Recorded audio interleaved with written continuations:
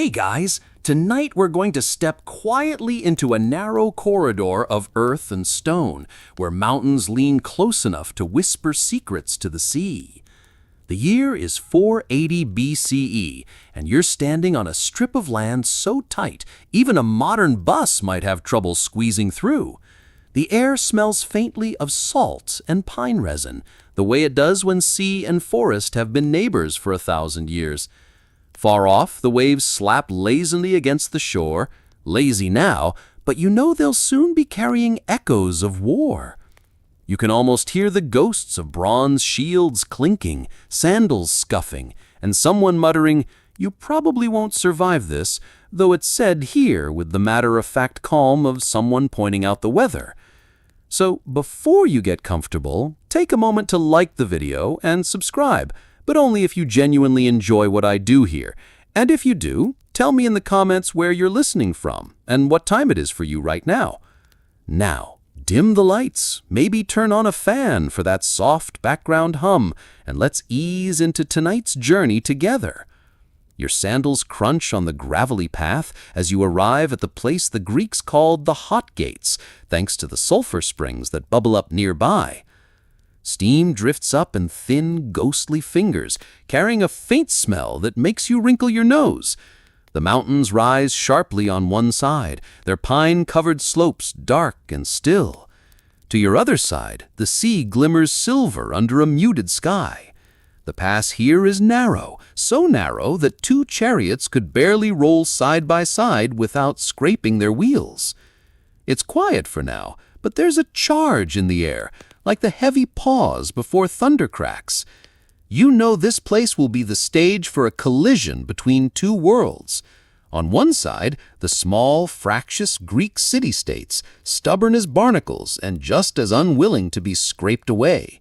On the other, the sprawling Persian Empire under King Xerxes, stretching from modern-day Turkey to parts of India, a quilt of languages, gods, and ambitions.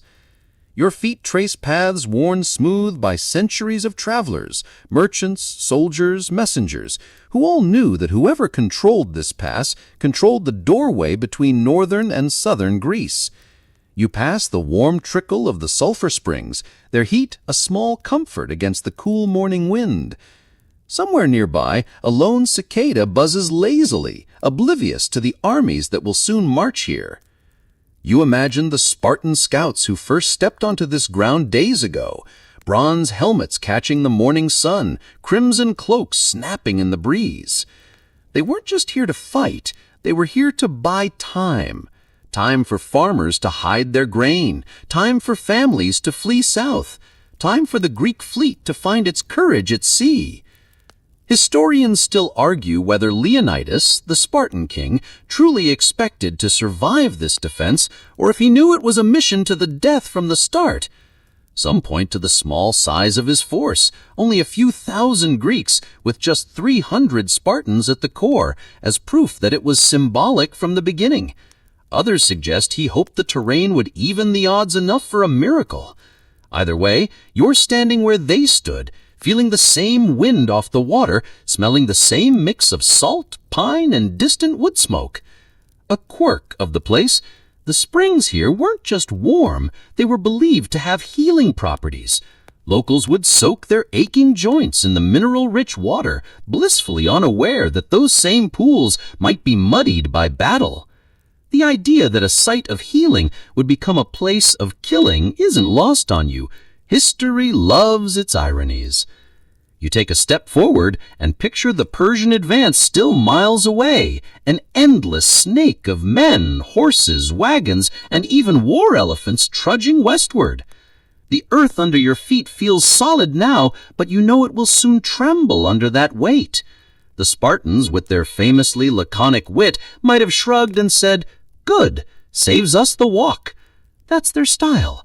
Dry humor under a helmet of unshakable resolve.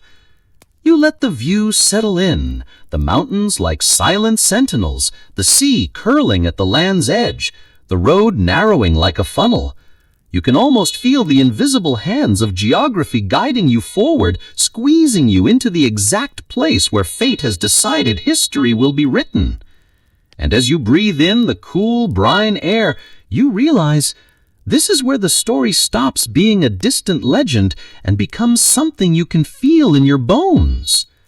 You follow the road away from the hot gates, and it's as if the stone itself carries you back through time into the heart of Sparta.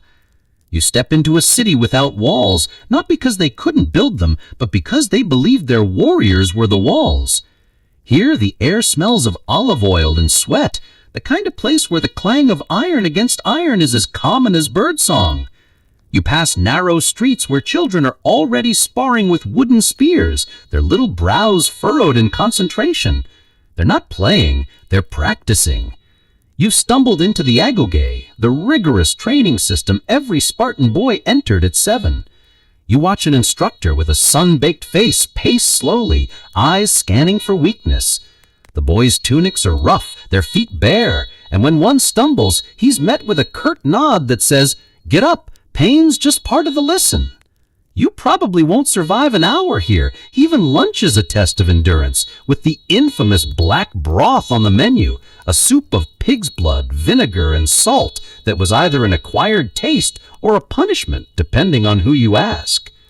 Historians still argue whether the agoge was truly as unyielding as later writers made it sound, or if that image was polished into legend by those who admired or feared the Spartans. What's certain is that every man who would one day stand at Thermopylae was shaped here, learning to march in step, obey without question, and see his own life as less valuable than the safety of the phalanx. A quirky detail? Spartan currency wasn't gold or silver, it was iron bars, deliberately heavy and worthless to thieves. Carrying a purse here would just mean dragging around a sack of metal chunks. It discouraged greed, foreign luxury, and most importantly, made it very awkward to try and bribe anyone. You can almost picture a would-be conspirator struggling to hide a bribe under his cloak, tripping over the weight of it.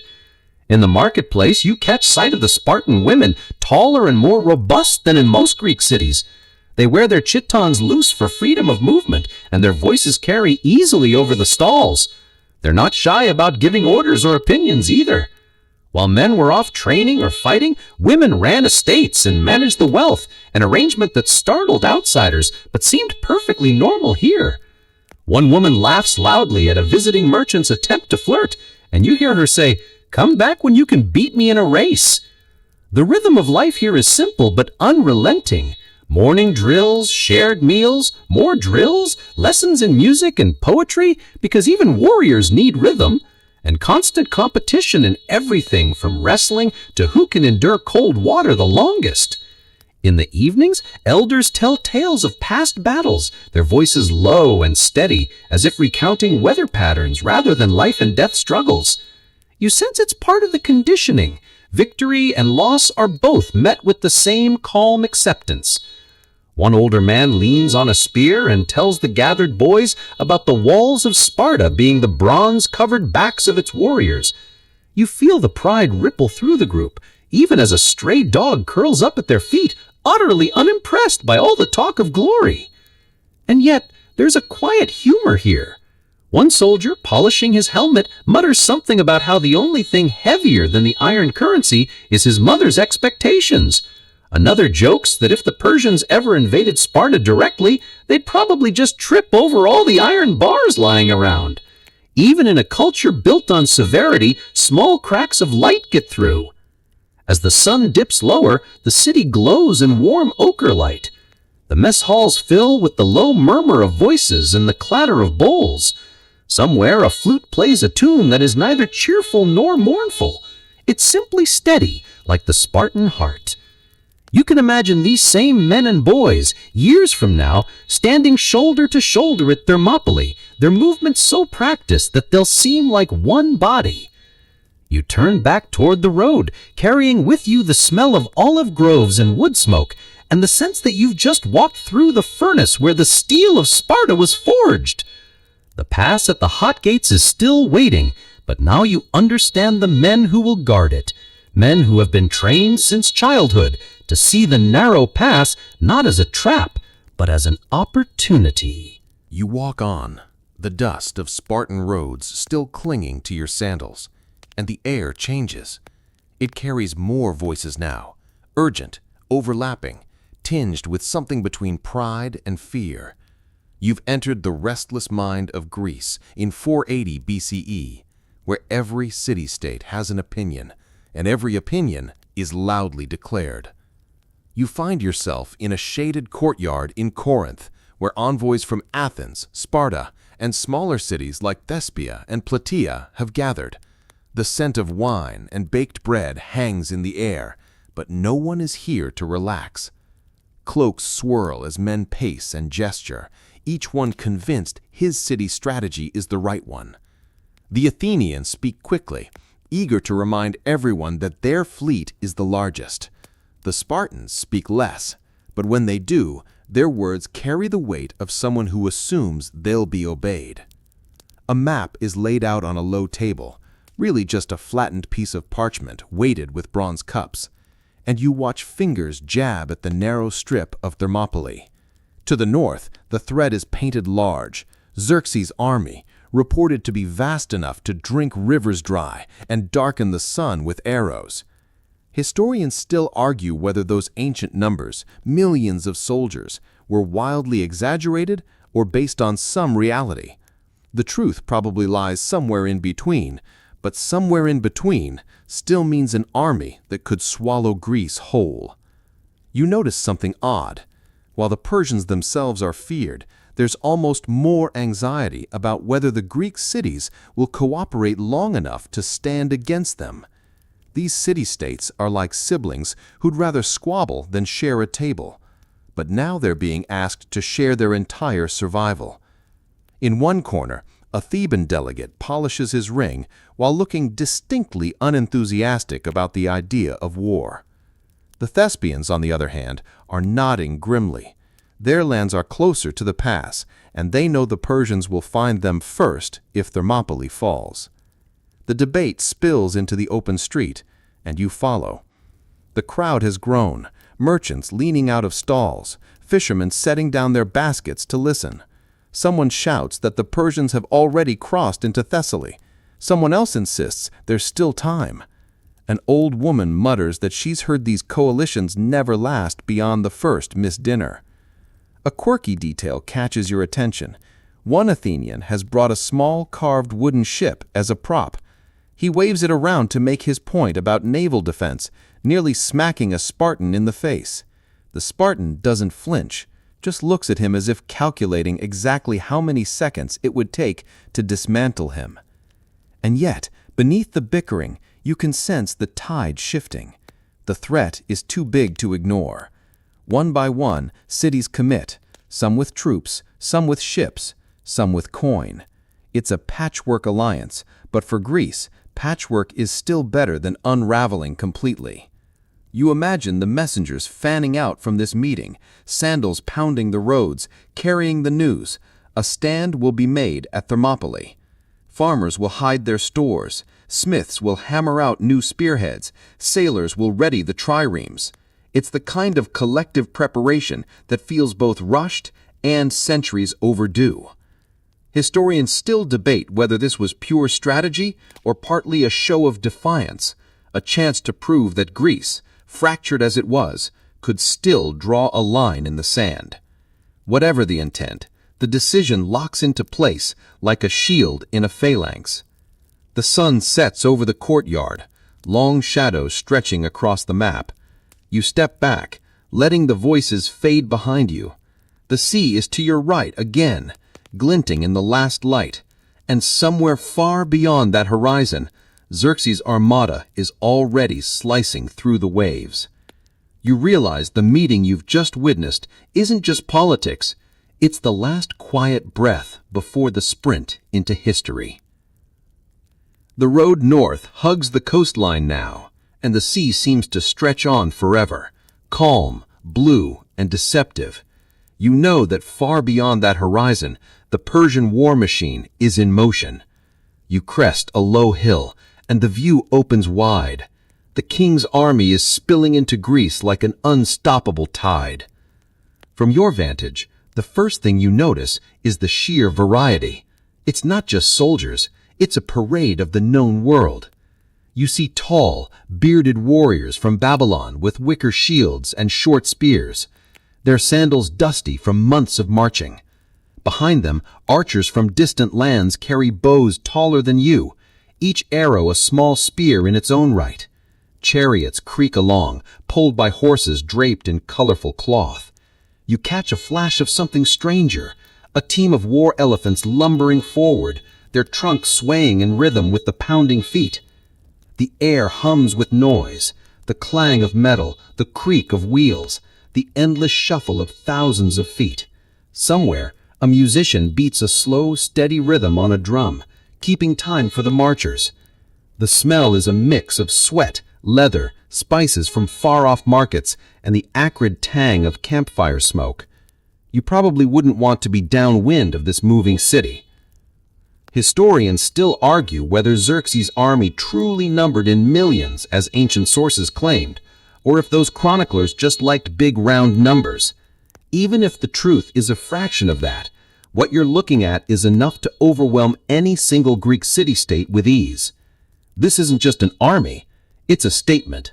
Persia has the reach, the resources, and the will to bring all of Greece to its knees. You spot the royal carriage, gilded and shaded by embroidered cloth. Xerxes himself is somewhere inside, or perhaps riding just ahead, flanked by the immortals, Persia's elite soldiers, their polished armor catching the sunlight in dazzling bursts. They march with an unhurried confidence, as if certain that no one could possibly stand in their way. A quirky tidbit slips into your mind. Among the massive baggage train, Persian engineers are hauling prefabricated pontoon bridge parts, enough to span whole rivers. You've heard how they built a bridge across the Hellespont, so the army could walk from Asia into Europe without getting their feet wet. It's both impressive and faintly ridiculous, as if the empire couldn't be bothered to go around any obstacle. They'd simply flatten it, bridge it, or absorb it into their map. You notice the camp followers too. Traders, cooks, servants, and even fortune-tellers drifting along the edges of the column. Someone is roasting meat over a small brazier, the scent curling up into the breeze. A group of children run alongside a wagon, laughing at a pack of goats being stubbornly herded forward. It's a reminder that behind every war are the ordinary lives swept along by it. As the column advances, you hear scraps of conversation in languages you don't understand. The Persians have pulled troops from every corner of their empire, and it shows. Different armor styles, different banners, different marching songs blending into a strange harmony. And yet, they all answer to a single will at the front. You walk parallel to them for a while, the rhythm of the march seeping into your bones. You realize that by the time this force reaches Thermopylae, they won't just outnumber the defenders, they'll dwarf them into invisibility.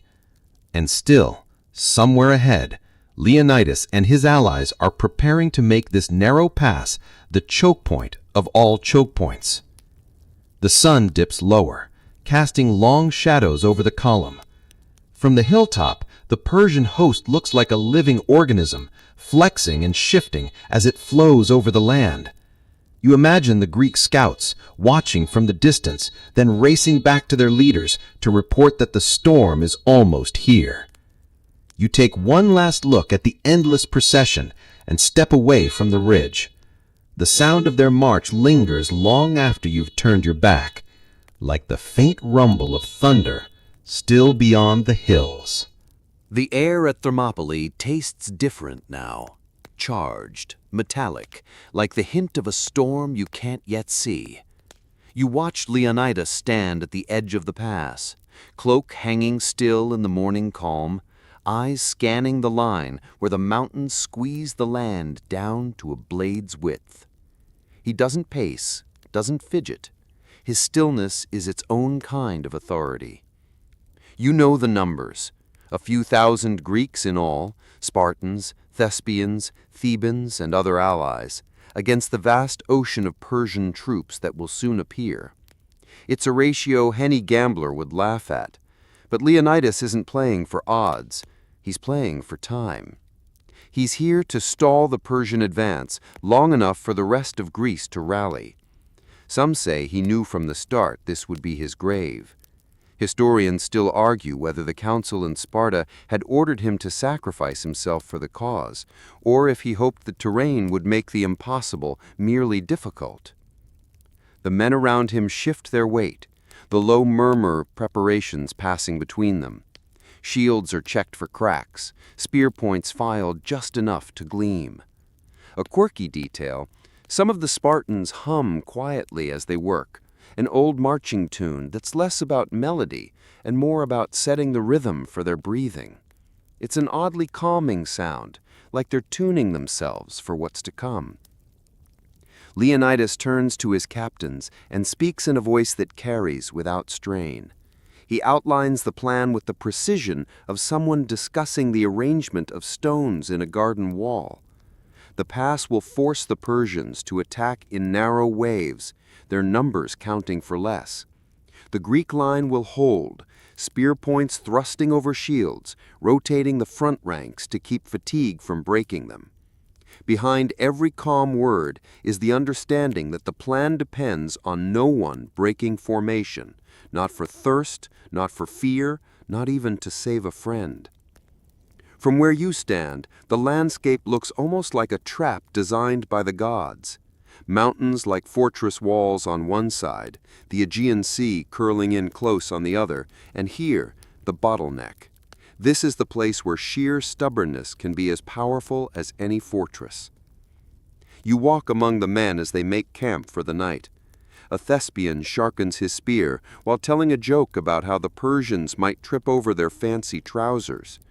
A Theban mutters that he'd rather be home, but he still oils his armor with care.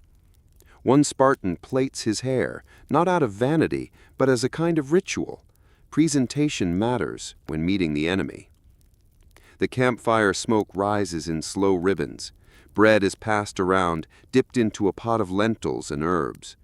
Someone unwraps a lump of goat cheese and shares it in thumb-sized pieces. The mood is steady, not grim, like craftsmen preparing for a difficult job they've done before. Leonidas walks the line, speaking briefly to each group, a hand on a shoulder here, a nod there. He doesn't give speeches.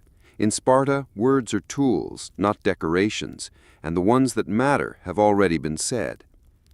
He stops once to watch the sunset, and you catch him smiling, not the smile of a man who expects to win, but one who knows exactly what he's chosen. You glance toward the mountains and think of the hidden goat paths that twist away from the pass. For now, no Persian knows them, or at least none who will act on that knowledge. That's a problem for another day. Tonight, the plan is simple. Rest, rise, and hold the hot gates. The stars emerge, cold and sharp above the dark sea. The fires burn low, and the camp settles into a quiet hum of breathing and the occasional cough. Somewhere beyond the horizon, the Persians are still marching. Here, in the narrowest place in Greece, the defenders are already waiting.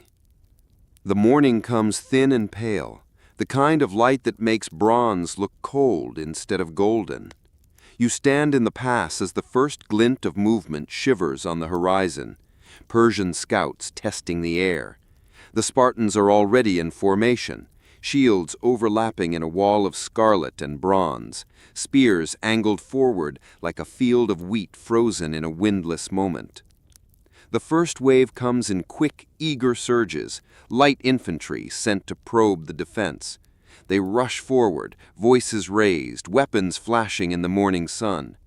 The air fills with the slap of sandals on stone, the high ring of metal meeting metal.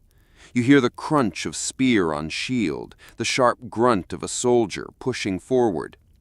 The Spartans barely move. Each thrust is measured, each step back deliberate.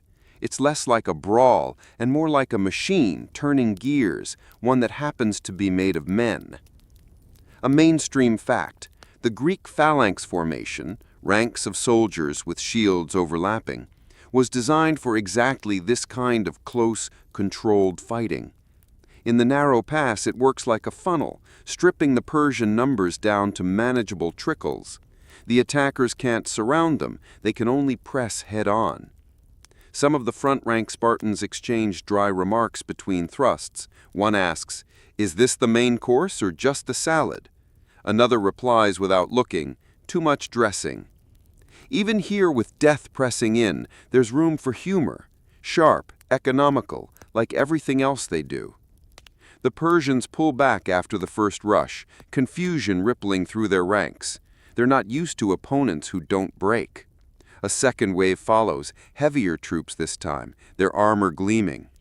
The clash is louder now, more shields slamming, more shouting.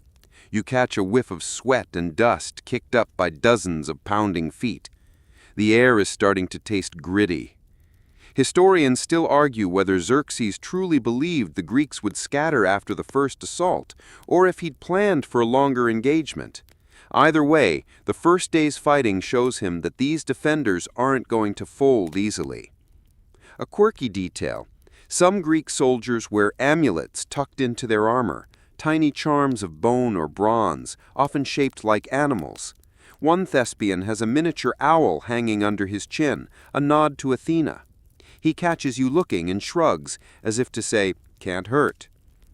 The Persians shift tactics, sending in archers to rain arrows over the Greek line.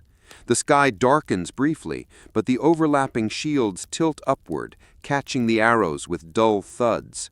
A few shafts glance off helmets and clatter to the ground, where they're promptly ignored. Someone mutters, "Free kindling." By midday, the sun hangs hot above the pass. The Greeks rotate ranks, pulling the front-line men back to rest, while fresh fighters step in. It's a small movement, but it keeps the wall unbroken. The rhythm becomes hypnotic. Advance, thrust, block, step, rotate, until the noise blurs into a single living heartbeat. When the Persians finally withdraw for the day, the pass is littered with broken spearheads and dented shields. The Greeks gather their dead quietly, tending to the wounded in the meager shade. The air smells of oil from cleaning weapons, mingled with the faint metallic tang of blood. There's no cheer or celebration, just the understanding that this was one day down and many more to go. As evening drapes itself over the mountains, the defenders settle in. Bread is passed around again, a jug of watered wine making the rounds. The Thespian with the owl charm hums softly to himself. The Spartans say little, conserving energy for tomorrow. The sea whispers against the rocks, as if it knows it will see all of this again when the sun rises. The sound changes before the light does. You wake to the groan of timbers and the slap of oars against restless water. The sea has its own battle brewing just beyond the curve of the coast, Artemisium, where Greek and Persian fleets are shadowing each other like wary predators. You drift there now, in your mind step, to the deck of an Athenian trireme. The deck smells of pitch and salt, ropes coiled neatly beside jars of fresh water. Below, the rowers sit in long, narrow banks, backs hunched, muscles tensing with each unified stroke. It's hot, cramped, and smells faintly of the onions they ate before boarding. Someone hums a low, steady beat to keep time. The helmsman peers over the prow, eyes narrowing against the glare on the water. Mainstream fact: the trireme, with its triple banks of oars, was the backbone of the Greek navy, fast, agile, and deadly when used for ramming. In a narrow channel, a skilled crew could spin and strike like a fencer, even against larger numbers. This morning, the Persians have positioned their fleet in a crescent, trying to envelop the Greeks. The Greek commander, Themistocles, keeps his ships tight, pulling them back just enough to draw the Persians in. Historians still argue whether these early maneuvers were part of a larger, deliberate trap, or simply the cautious probing of two fleets still gauging each other's nerve. A quirky detail catches your eye. Some Greek sailors wear little sprigs of fresh herbs, rosemary, thyme, tied to their wrists or tucked behind their ears. They believe it keeps seasickness at bay. though the look on one green-faced rower suggests otherwise. The Persians surge forward, their larger ships pressing the attack. The Greek triremes dart in and out, ramming when they can, shearing off enemy oars, then retreating before they can be surrounded. The water churns with foam, sunlight flashing on wet decks and bronze rams. You can hear the slap of waves against hulls, the creak of straining timbers, and the shouted orders carrying over the water. Arrows hiss down from Persian decks, some splashing harmlessly into the sea, others thudding into wood or shields. A sailor beside you yanks a shaft out of the planking, mutters something about saving it for the campfire, and tosses it into a pile. Humor is armor here, just as much as bronze. By midday, both sides break off, licking their wounds. The Greeks have held their line, but the pressure is relentless. Back at Thermopylae, the fighting on land will mirror this. Hold, recover, brace for the next push. The two battles, though miles apart, are tethered. If one front collapses, the other will be strangled. As evening rolls in, the sailors coil ropes and scrape barnacles from the hulls. A breeze carries the smell of grilled fish from a supply boat. Someone is making the best of the day's catch. The sky bleeds into purple and gold over the channel, a calm surface hiding the tension below. You turn from the sea in your mind and feel your feet find the stony ground of Thermopylae again. The pass is quiet for now, but you can hear the faint thump of waves on the shore, the distant echo of oars striking water. Two battles, one heartbeat, and neither side yet willing to give an inch. The sun rises softer today, but the air feels heavier, as if it knows what's coming. You stand in the narrow throat of the pass, shoulder to shoulder with men whose armor is already warm to the touch. Their breaths puff into the cool morning like steam from restless horses. Somewhere down the road, the rumble of Persian drums begins again, steady, patient, inevitable. The first clash comes sooner than you expect.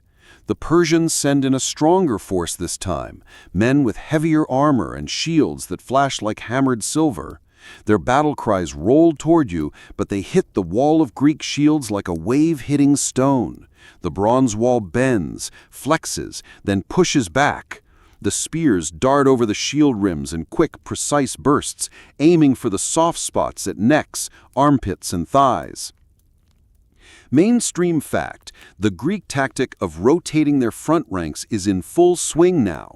Every few minutes, the man at the front steps back, replaced by a fresh warrior, so the line never tires all at once. The Persians, charging up the narrow ground, can't use their numbers effectively. Their rear ranks have no space to swing a sword, so they end up pressing into their own men. The fighting stretches into a long, grinding rhythm. Shove, thrust, block, step, each movement measured. Sweat darkens the crimson cloaks, dust clings to every surface, and the smell of heated bronze mixes with the earthy scent of churned soil. Somewhere in the middle ranks, a Spartan cracks a joke about the Persians queuing politely to be skewered. The men around him grunt something between a laugh and a war cry. Historians still argue whether the Persians underestimated the defenders on this second day, or if they were deliberately wearing them down for a larger push. Whatever the plan, the Greeks hold as if the ground itself has chosen sides. Midday comes and the sun beats down without mercy.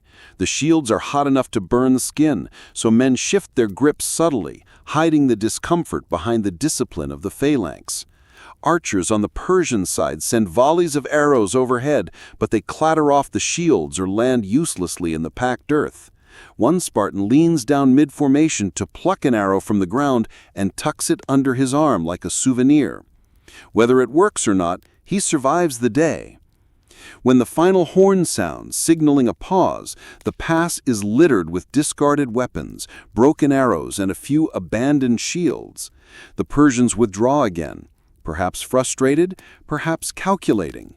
The Greeks pull back just enough to tend to the wounded, water their throats, and scrape the grime from their gear.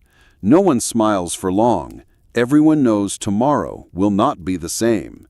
As the sky bruises into twilight, the sea carries a faint scent of rain. Men lie down in their cloaks, staring up at the stars, the weight of the day pressing into their bones. Somewhere far off in the hills, a goat bleats, a sound so ordinary it feels almost defiant in the face of war. You close your eyes, but the image of that unbroken wall of shields lingers, steady and unyielding against the tide. The night is cooler, the kind that makes the campfires burn a little brighter. You're half dreaming when you catch a flicker of movement on the slopes above the pass, a shadow where no shadow should be. It's subtle, deliberate, like someone trying very hard not to exist. You follow it with your eyes until the moonlight catches a face you don't recognize.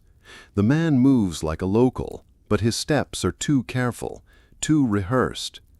This is Ephialtes, the name that will be cursed in Greek for centuries. A Melian by birth, he knows the land here like a shepherd knows his flock, and now he's guiding the Persians. His reward? Gold, perhaps, though historians still argue whether money, revenge, or survival drove his choice. Some accounts even suggest he thought Persia would win regardless and wanted to be on the side that spared him. You trail his path in your mind, away from the main road, and onto the Anopeia path, a hidden goat track snaking over the ridge and behind the Greek position. The trees here close in overhead, their branches whispering in the night wind. Every few steps, Ephialtes glances back, the dim glow of torches bobbing behind him as the first Persian scouts follow. They move in silence, except for the soft rustle of leather and the occasional snap of a twig. A quirky detail. This path isn't just narrow, it's littered with loose stones that clatter down the slope if stepped on carelessly. Ephialtes knows exactly where to place his feet to avoid giving away their approach. The Persians mimic him, and the column winds upward like a patient, venomous snake. Down in the pass, Leonidas's camp lies still. The only sounds the distant lap of waves and the crackle of dying fires. The defenders have no reason to suspect the mountains are being breached. They've trusted the local terrain, trusted the idea that a small force of Phocian allies was guarding the path. Somewhere, those guards are already overwhelmed, their warning lost in the darkness. Mainstream fact. The Anopeia path was the one weak point in Thermopylae's natural defense, a secret that turned the pass from a fortress into a trap. Once the Persians held it, they could attack from both front and rear. The torchlight snakes higher into the hills, vanishing briefly where the trees thicken, then reappearing in clusters. The pace is unhurried. There's no rush. The Persians know the longer they stay quiet, the more complete their surprise will be. Ephialtes pauses at a ridge, pointing down into the dark expanse beyond. From here, the Persian commanders can see the faint glow of Greek fires far below, unaware that their own high ground is about to be used against them. The satisfaction in the traitor's stance is unmistakable. Somewhere deep inside, you feel the balance tip. The battle isn't over yet, but the pass is no longer the safe funnel it was. The jaws of the trap are closing, and only one side knows it. The column begins its descent, careful and deliberate, the sound of their movement swallowed by the rustle of leaves and the sigh of night air. In the pass below, the Greeks sleep, or lie awake thinking of tomorrow, while above them their fate is already moving quietly through the dark. Dawn breaks pale and thin, the kind of light that seems hesitant to touch the ground. You're still in the pass when you notice it, the change in the air. It's not just the distant Persian drums rolling from the front, but another sound behind you, a faint, deliberate rhythm, like footsteps trying not to be heard. The warning comes too late. From the rear slopes, glints of bronze and the low hiss of commands cut through the morning haze. The Persians have come down the Anopeia path, and now the defenders are caught between two advancing fronts. Leonidas turns at the first report, his expression sharpening but never breaking. He issues quick orders, and the Greek formation flexes like a living thing. Some men pivot to face the new threat, shields locking with practice ease. The rest brace for the main Persian push from the front. It's a double wall now, one straining in each direction. Mainstream fact. Once the Persians gained the rear approach, the Greek position became almost impossible to hold in the long term. The narrow pass was their advantage until it became a trap. The air thickens with the noise of preparation. You can smell the sharp tang of oiled leather, the dry dust kicked up by shifting boots. Someone mutters that this is going to be a two-entrance party, and a Spartan beside him actually snorts. Even now there's humor, dark and dry, like wine left too long in the sun. The Persian forces at the front surge first, testing whether the encirclement will make the Greeks falter. Spears thrust, shields hammer forward, and the narrow ground becomes a crush of bodies. From the rear, the second Persian wave closes in, their war cries echoing against the cliffs. Historians still argue whether Leonidas had time to organize an orderly withdrawal for most of the Allied troops before the trap fully closed, or whether the retreat was chaotic. What's certain is that many contingents, knowing the fight was lost, slipped away toward safety, while a smaller corps prepared to hold the line to the end. You watch as messengers weave through the chaos, delivering orders in short bursts. Thespians and Spartans remain, their expressions calm in the face of the inevitable. Thebans, too, though some stand stiffly, their loyalty questioned even as they form ranks.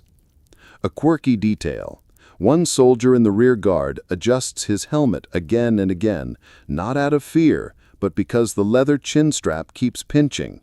He swears at it under his breath, then gives up and leaves it slightly askew, a tiny imperfection in a scene otherwise carved from discipline.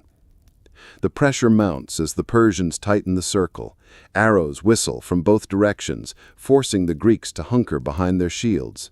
The formation shifts step by step, not collapsing but condensing, every man closer to his comrade. Leonidas walks the line one last time, speaking low, steady words you can't quite catch, his voice swallowed by the noise. He pauses at intervals, meeting eyes, nodding once, then moving on. There's no grand speech, no theatrical gesture, just a silent agreement between men who understand exactly what's at stake. From the cliffs above, the morning sun finally clears the peaks, spilling gold across the pass.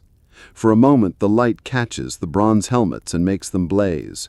You realize it's the last sunrise these men will see from this place, and they stand as if that thought has weight, but no fear. The Persians press closer, the circle tightening another pace. The air feels smaller, heavier, but the wall of shields still holds.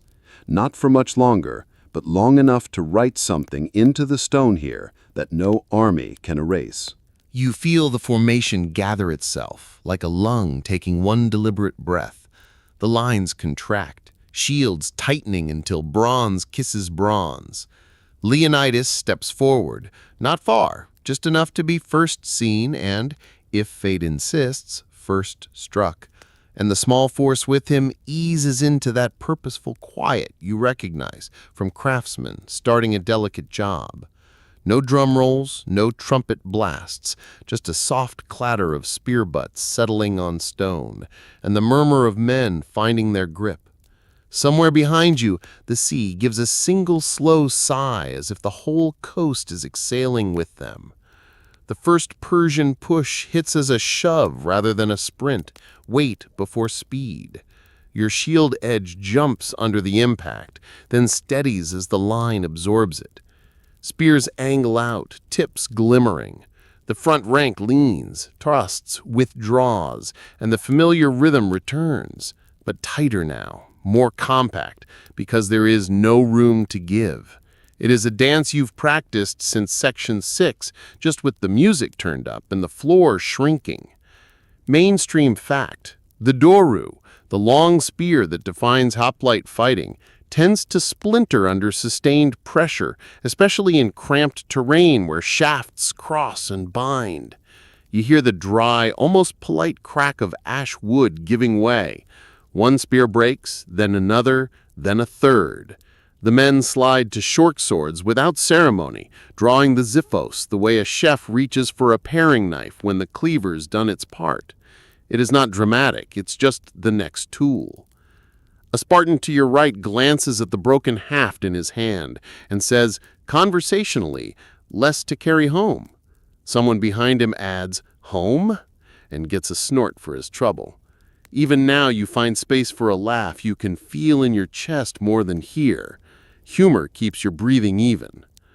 Leonidas moves along the front as if measuring a courtyard with his steps, nodding at small adjustments. Shield up half a finger, spear angle lower, close the gap near the blue-ribbon thespian in his distractingly stylish spear tip. You notice again how the Spartan hair glints. Some have combed and plaited it neatly, that old ritual of presenting themselves correctly before battle. It's not vanity, it's a way to remind the body to stand tall when the mind starts listing sideways. A fresh wave comes, quicker and louder, the clack of wicker shields, the hiss of arrows, the slap of sandals that are run. The wall leans and braces, and for a breath you smell everything at once. Oil on leather, metal warmed by sun, pine resin from the slopes, the salt rim of the springs that gave this place its name. A Persian pushes up under your rim, and you dip, bump, and lift, feeling the gauntlet of your neighbor slide against yours. The line holds. Your world narrows to what your arms can do and what your feet can feel. Historians still argue whether Leonidas deliberately chose the moment to step forward, taking a few paces into the crush to jolt the men with a living example, or whether the flow of the fight pulled him there. What you do know is that when he moves, the phalanx moves with him, inching as a single plate of bronze along the stone. It's a tiny tide, but tides have been known to carve cliffs. A quirky tidbit floats up from some overheard mess hall conversation.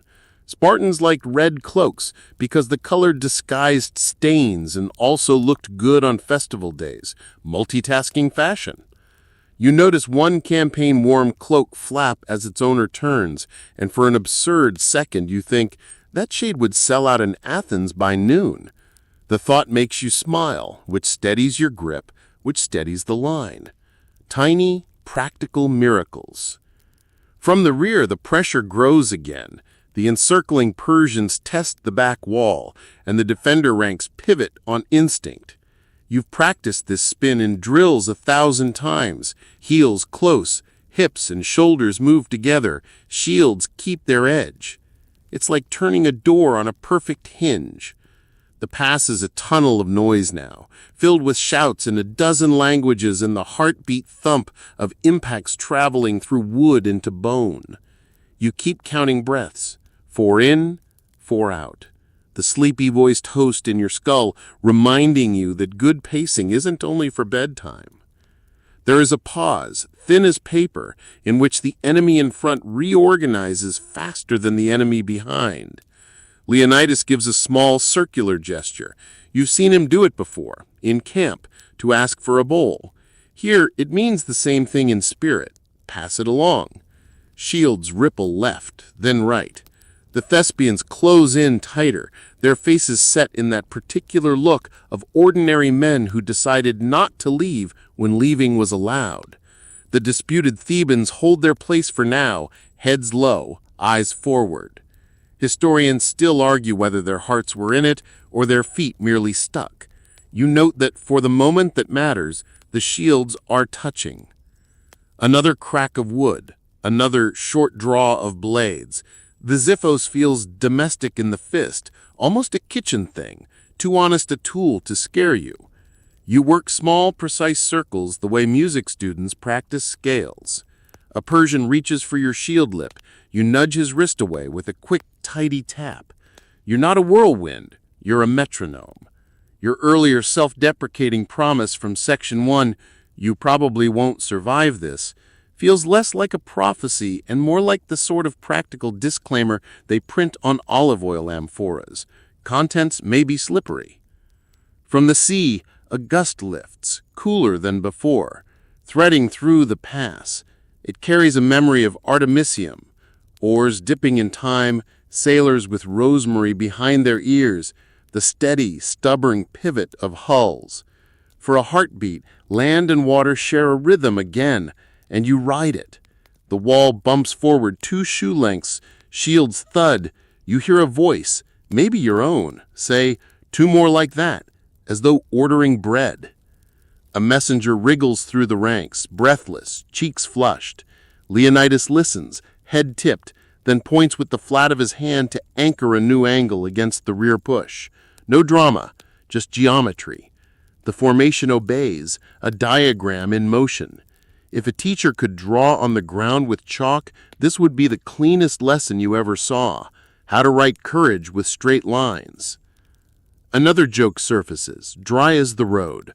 A Spartan mutters that if someone drops one of those iron bars of money from home right now, it might crush 3 Persians and settle a few market debts.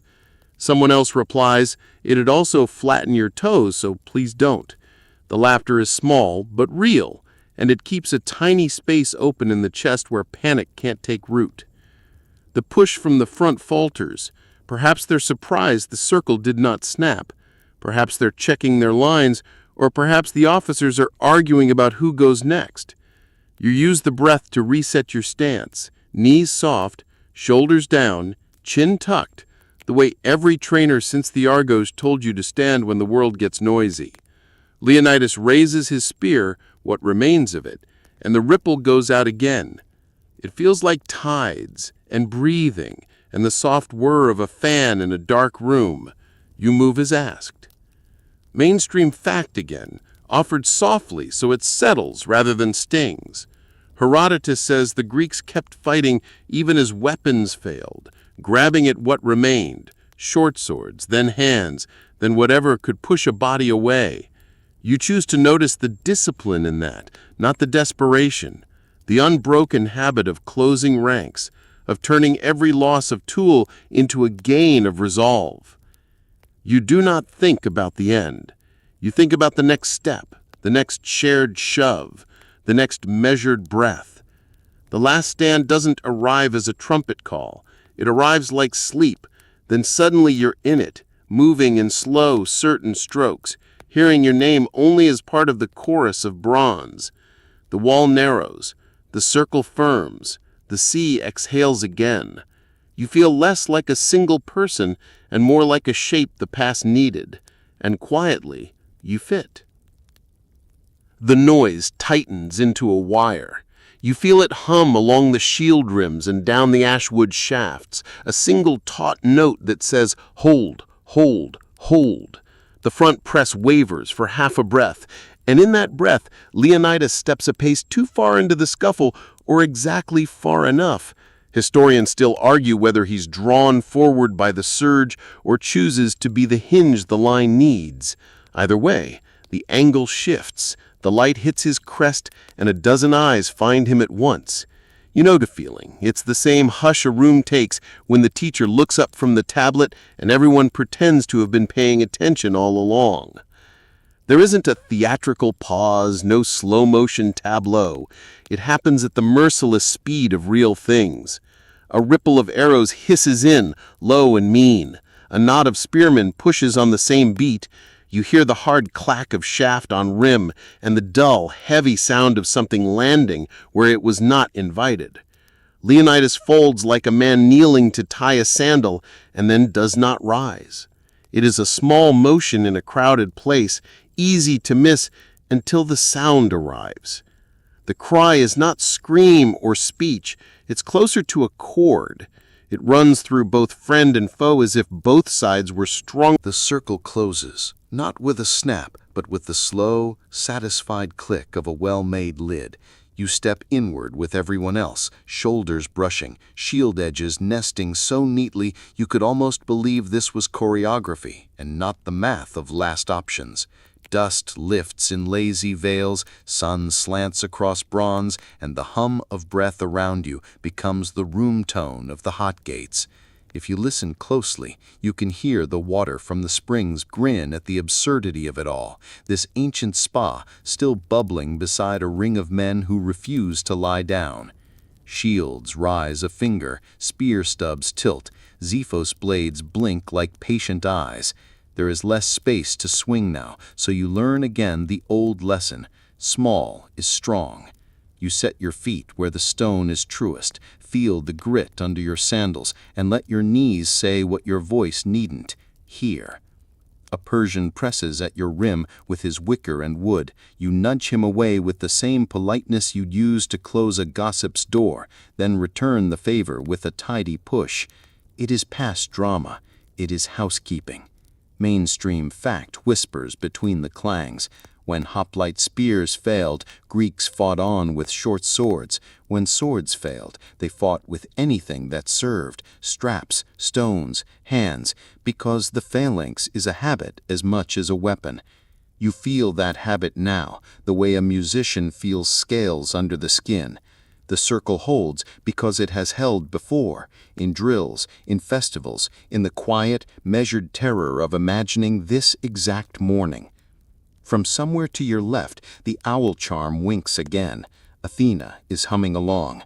The blue ribbon at the Thespian spear tip flutters like a tiny flag for persistence. He catches your eye and shrugs as if to say, "Still here," and you answer with a quick grin that means, "Still with you." A new voice behind your shoulder murmurs, "Imagine carrying iron bars for money right now, one drop and there goes the front rank." Another answers, "Good news, we invested in shields." A few chuckles rustled through the ring, soft as leaves. Joke one for the last circle, frivolous and precious as water. The Persians press in measured tides. The immortals try the edges again, where the slope steals your footing and the sun slips knives into your eyes. You tilt your helmet a hair, let the rim make shade, and discover a small pleasure. Even here, clever angles still beat large numbers. A captain tugs the line 3 inches left, the whole circle flows like a bead of quicksilver, then fixes, quiet and stubborn. Historians still argue whether the Thebans in this ring intend to fight to the end or seek a chance to yield. Their shields touch yours anyway, and a touch is what counts when breath is dear. You can debate intentions later, preferably somewhere with olives and shade and someone complaining about the price of amphorae. For now, you count heartbeats and look for straight lines in a crooked hour. A quirky tidbit surfaces like a cork in a tub. A reed flute's marching tune. Yes, Spartans used flutes, threads faintly from the rear.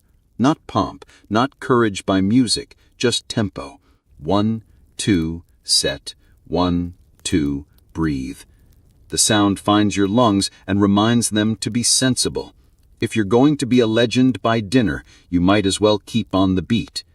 The next push comes low and shove heavy and attempt to buckle knees rather than break arms. You crouch, lift your rim a thumb's breadth, and feel the weight drain into the earth through your calves.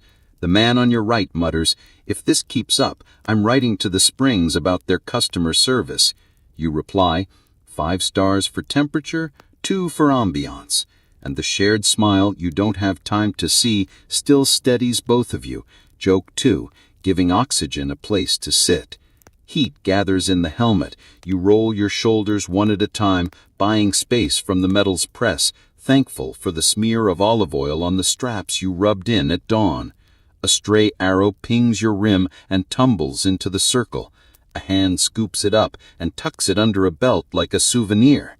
The scent in the air is oddly domestic. Leather, resin, warm metal, a thread of sulfur from the springs, and under it all the faint comforting musk of men who have stood too long in the sun, but still remembered to pass the wineskin with a "your turn." Pressure shifts from the rear. You feel it before you see it. Shields behind you brace. The hinge turn begins, and every heel becomes a compass point finding north. The circle pivots as one. It's the simple geometry of survival. Faces trade enemies, edges trade angles. The beat remains. Mainstream fact returns for a soft reminder. The terrain at Thermopylae forced both armies into lines, but encirclement shattered lines into knots. Your knot is competent. Competence is its own kind of grace. A spear shaft skates along your rim. You catch it with a notch and slide it away as if you were tidying a table. The owner blinks, reconsidering his options. You offer no advice. The immortals withdraw a step to make room for archers. Arrows fall in a gray drizzle, and the circle lifts like a single umbrella. Thuds patter along the bronze. One sticks in a neighbor's shield at a perfect angle. He eyes it and says, "Nice handle," then uses it to shove. Practicality is the mother of invention, and invention is the cousin of staying upright. Joke 3 lives happily with both. The sun climbs, and time loses its outlines. Moments become beads, a captain's palm tapping your rim twice, once for steady, once for close. A fragment of a song from Artemisium snagging in your ear. A quick sip of water that tastes like metal and mercy. A glimpse of red cloak that reminds you why the dye is useful. A flash of pomegranate pommel that makes you think of market days rather than war. You borrow those thoughts shamelessly. They keep your hands exact. Historians still argue whether the final formation truly shrank to a near-perfect circle, or if that image is the storyteller's instinct drawing a clean shape around chaos. You look down at your feet, at the print your sandal makes, at the way it almost kisses your neighbor's, and decide the argument can be a tie. The shape is what it needs to be to hold this breath, then the next. The Persians surge again, frustrated patience turning into that hurried heaviness that dulls a good plan. You answer with the opposite, a small, lucid refusal. Your shield moves inches, not feet. Your blade draws short, neat arcs, and your weight settles exactly where the stone will love it most. The circle, which is really a conversation, replies in chorus, "No." You think suddenly, and without bitterness, of black broth, of iron money, of women in Sparta racing men and winning, of boys with bare feet learning to sleep without blankets, of elders telling stories in the calm tone reserved for weather reports. All of that furnace smelted this hour. It isn't romantic, it's practical. There is a romance to practicality. It wears a red cloak and combed hair and stands where the map narrows. A lull comes, thin and welcome. The springs whisper, the sea breathes, and gulls argue over nothing with the relaxed entitlement of creatures who will never have to hold a shield. A messenger squeezes through with a look that says everything without speaking. Less time than we want, more than we feared. You nod, because nodding is what the circle understands. The press returns, perhaps for the 100th time, perhaps for the last. Your shoulders find familiar ache, your palms find familiar bite, and your lungs keep their bargain, 4 in, 4 out. The circle does what it has done all morning, turn stress into shape. Dust floats in kind bees, sun glows on bronze, and you keep that little grin alive in the corner of your mouth because it reminds your jaw not to clench. Legend, you realize, does not arrive in trumpets, it condenses. It condenses around small choices repeated, like drops on cool stone. The final circle is only a circle because enough men choose to be its edge at the same time. You hold your inch, your neighbor holds his. The ring holds the day, not forever, but long enough to write itself into the mountain's patient memory. The sound of the Persian advance changes. It's no longer the steady tide you've grown used to, but a sharper, quicker beat, boots and sandals finding urgency, officers barking for the last push. You can feel it through the ground before it reaches the shield rims, a vibration that rattles up your calves and settles somewhere just under your ribs. The air is hotter now, close, and tasting faintly of salt and metal. You shift your grip on the Xephos, noticing the leather binding has grown slick from sweat. The man to your right, the own with the owl charm, does the same, flexing his fingers once before resetting them on his shield. There's no chatter anymore. The jokes have gone quiet, not because anyone has run out of them, but because every breath counts. Mainstream fact. After Thermopylae, the Persian army continued south, burning and raiding. but the time bought here allowed the Greeks to regroup, eventually meeting the Persians in decisive battles like Salamis and Plataea. In that sense, every step you've held today buys more than just ground. It buys the calendar itself. The push from the front comes first, hard enough to jolt you backward half a step before the circle absorbs. The knot unravels in increments, like a rope fraying under too much strain. You're still holding your inch, but the men to either side are thinner now. Spaces appear where there were none before. The press from both directions becomes a constant shove, less a tide, and more a closing fist. The mountain at your back feels taller than it did this morning, the slope steeper, the shadows longer. The fighting loses its neatness. Spears are long gone, swords chipped and notched, and now hands, shields, and even dropped weapons pulled from the dirt are all part of the work. Mainstream fact, Herodotus writes that when their blades broke, the defenders used their hands and teeth. You keep the image soft, less blood, more grit, the sense of bodies refusing to be moved except in the direction they choose. A Persian lunges in close, and your shield rim meets his chest with a hollow thump. He stumbles, and before you can follow, another fills his place. The sound now is less the crisp clash of earlier and more a deep, constant grinding, as if two millstones are trying to chew through each other. A quirky detail catches your eye even here. One Spartan has lost a sandal, his bare foot dusty and nicked. He moves exactly as before, unfazed, as if the missing leather were a minor accounting error to be corrected after lunch. The circle contracts again, the slope forcing you all upward. You pass the sulfur springs, still burbling absurdly in the heat of it all, and for a moment the smell is stronger than the dust and sweat. A memory from the first night here brushes past, that strange irony of a healing place becoming the site of a last stand. Historians still argue whether Xerxes ordered missile fire to finish the job or let his infantry close in for the final crush. In the story you're in, both happen. Arrows fall in waves, forcing shields up, while the press at the front and rear squeezes the last pockets of space from the formation. You find yourself near the blue-ribbon Thespian, or what's left of his spear. The ribbon is gone, but he catches your glance and gives the smallest nod, as if to say, "Still here." Owl Charm Man is 2 paces off, shield high, the little bronze bird now dulled with dust. Even without words, the three of you share an understanding. This inch is worth keeping, even if it lasts only a breath. The final shove comes with a weight that feels different, heavier, but also inevitable. Your feet skid against the slope, your shoulders jam into the man beside you. The knot finally gives in at places, defenders falling back a few steps, some going down and not rising. The Persians pour into the gaps, but every gap costs them more than they expect. Your own breath is loud now, louder than the shouting. You push once more, not because it will turn the tide, but because that's what you've been doing since you stepped into this pass. The push is who you are here.